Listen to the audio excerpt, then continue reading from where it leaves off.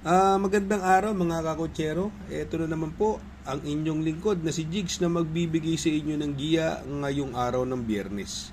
Ngayon po dito po nilagay yung carry over natin na pick 6 amounting to 824,618 and 56 centavo. At ilalagay po yan sa race number 2. May po tayong magagandang karera at ang start time po natin ay alas 5 ng hapon. Uulitin ko po, itong aking giya ay purely review and analysis ko lamang at walang halong information. Kaya mga kakotsero, simula na po natin. Race number 1, kung saan magsisimula po ang winner take all. 3-year-old and above maiden race. Ang distansya po dito ay 7 oktabo or 1,400 meters at dito po may 8 kalahok. Dito po sa tingin ko 3 horse race dito. Yung Rapabel, Pay the Line, at Boy Wonder etong si Pay the Line may dalawang takbong Lobato race ito tumakbo po yan noong December 21 nagpreba po ng 1.17 at dumating po siya ng tersero at ang nanalo po doon yung Binalot EU yung nanalo ng trial ng sweepstakes ang galing naman po ng kalaban niya at nung January 4 nasigundo po siya kay Jenabel at nagpreba po siya ng 1.30, 0.8. Kaya sa tingin ko siya po ang napupusuan ko dyan. At sa tingin, siyempre, pigilan niyang mga Novato race na yan. Sa tingin ko, pwedeng magbigay ng magandang laban yung Rapabel, nasakay ni Christian Garganta. At yung numero 8, Boy Wonder. Si Boy Wonder medyo napalaban ng maganda kasi medyo magaling yung nakalaban niya. Pero siyempre, isasama natin yan, pati dilemma yan. Kaya dito sa race number 1, magdadalawa po ako dyan. Doon ako sa numero 5, Pay the Line. At panigundo ko naman po, numero 8, Boy Wonder. Sa race number 2, kung saan magsisimula po ang pick 6, at nahendyan po ang carry over natin, ikakarga, agalingan po natin mga kakotsero, sana matapat po sa atin ang karerang ito. Pilracom rating based handicap system race, class 5, 6 to 10 split. Distansya po dito is 1,200 meters at dito po may 8 kalahok. Dito sa tingin ko 3 horse race lang po yan between Sunshine June nag-uumento po yan at nagamay po ni NC Lunarian.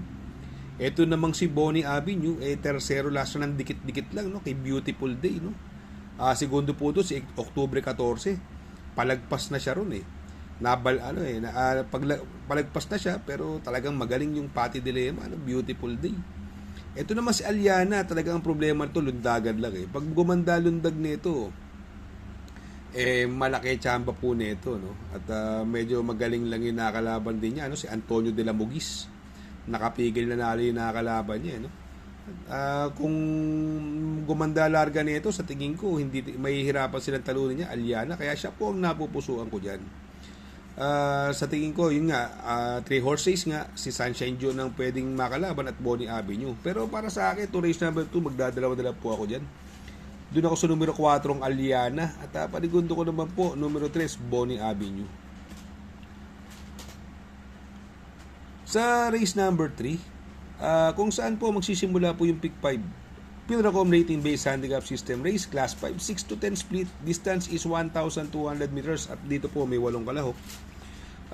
Dito sa tingin ko sobrang lamang nito Numero 3, Cool Mom alam naman natin yan si Cool Mom, segundo po kay Humble Strike yan.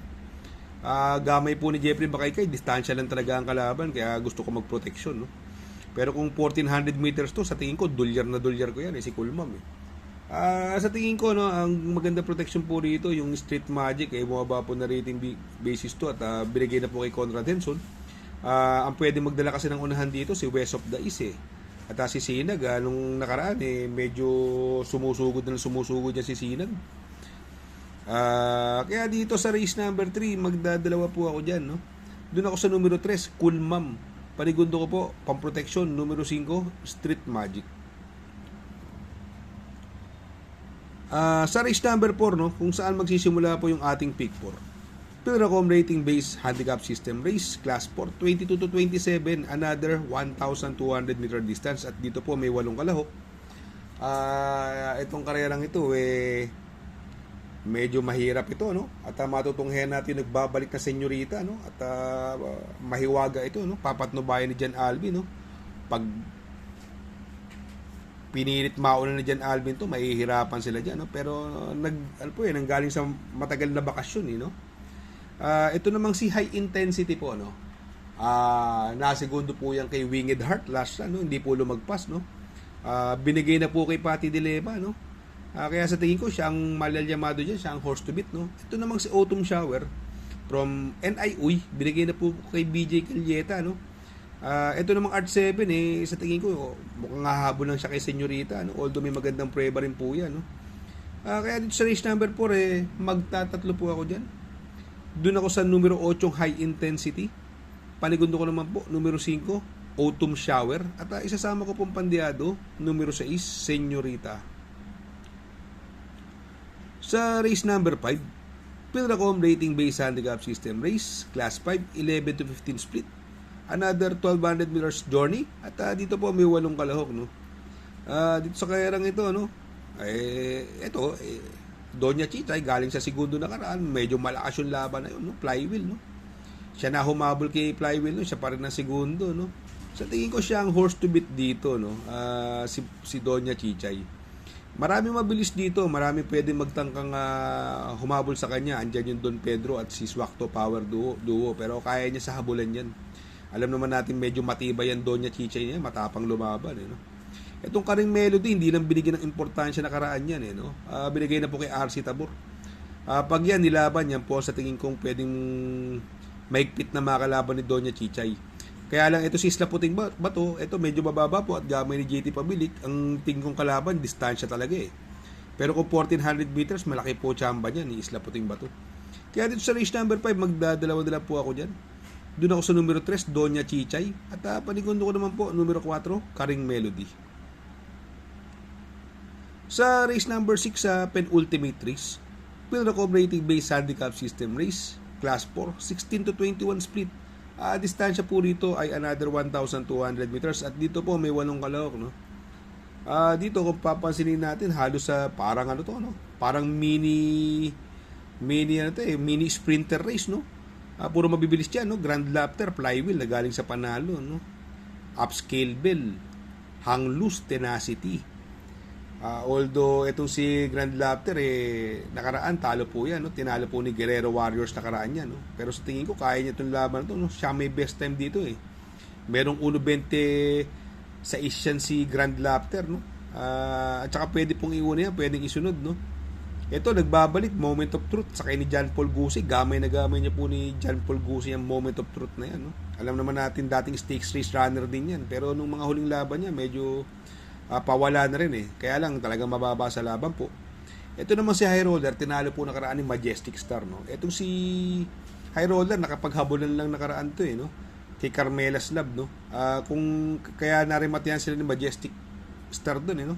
Ang nasegundo po doon si Agaro, no? Tercero din po si High Roller, no? Sa tingin ko, mukhang mag-iiba diskarte rito, baka isunod lang to, no? Ito naman si Tenacity, galing sa panalo, pero lumakas na po yung laban, no? Kaya dito para sa akin, no? Magtatatlo po ako rito sa karerang ito. Doon ako sa numero 1 Grand Laughter. Panigundo ko naman po, numero 5 High Roller. At isasama ko naman pong pandiado, numero 3 Moment of Truth. Sa race number 7, sa last and final race, Pilracom Rating Based Handicap System Race, Class 5, 6 to 10 split. 1,200 meters is the distance. At matutunghayan natin, medyo malaki ang binaba ng grupo na ito dahil sa matagal na nagbakasyon. Numero 7, Red, White, and Blue. Ito, maraming maraming naipanalo si JR Saren de Ocampo rito kay Red, White, and Blue, no? Naging palabigasan niya tong kabayong ito, no? Kaya lang, matagal nagbakasyon. Kaya, syempre, magpo-protection tayo. Itong Great Angie naman, hindi maganda tinakbo nakaraan. Outstanding po ito, no? Hina lang ng tumalo, no? Hindi lang natin alam, baka hindi binigyan ng importansya yan, no? Siguro sa tingin ko ito pwedeng magandang makalaban ni Red, White, and Blue, yung numero 4 ng Professor Jones na gamay ni Christian Garganta, no? Sa tingin ko kung hindi maganda itakbo ni Red, White, and Blue, masusundan ni Professor Jones to, no? Kaya dito sa last and final race, race number 7, magdadalawa po ako dyan. Doon ako sa numero 7 Red, White, and Blue.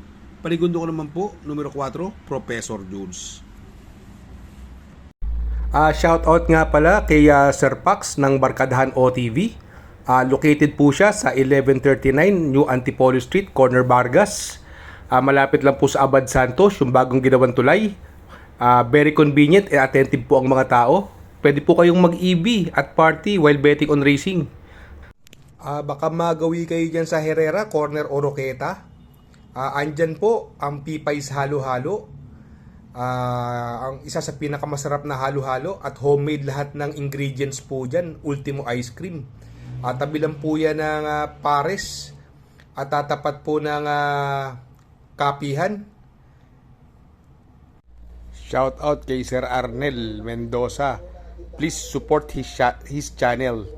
Shout out po Sir Arnel Mendoza. Good luck mga kakutsero. Sana po matapat ang ating giya at yung mga nakasunod. Sana po ay magsitama po kayo. Ako yung makikiusap lamang at makikisuyo sa inyo na please like, share, subscribe, and hit the notification bell para update kayo sa aking mga giya. Good luck po and happy racing.